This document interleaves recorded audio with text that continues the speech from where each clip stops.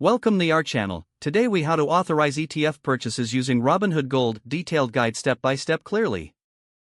To authorize ETF purchases using Robinhood Gold, log into your account with your registered email and password. If you're not a Robinhood Gold member yet, navigate to the account settings.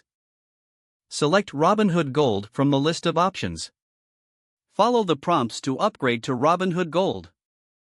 Once you are a Gold member, tap on the account icon in the bottom right corner.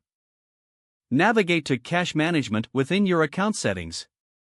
Ensure your cash balance is sufficient to cover the ETF purchase you intend to make. To make a purchase, select the ETF from the search results to view its details. Tap the Trade button to begin the purchase process. Choose Buy from the options provided. Enter the amount you wish to invest in the ETF.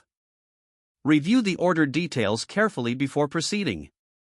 If everything looks correct, swipe up to submit your order. You'll receive a confirmation once your order has been placed successfully.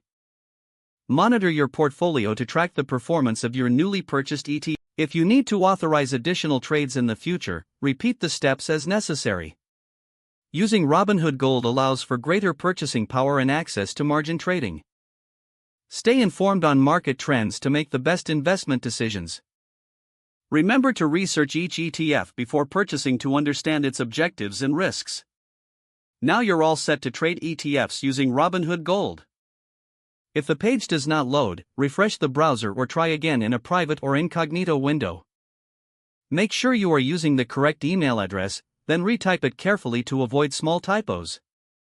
If your password is not accepted, use the reset option and create a new strong password you can remember.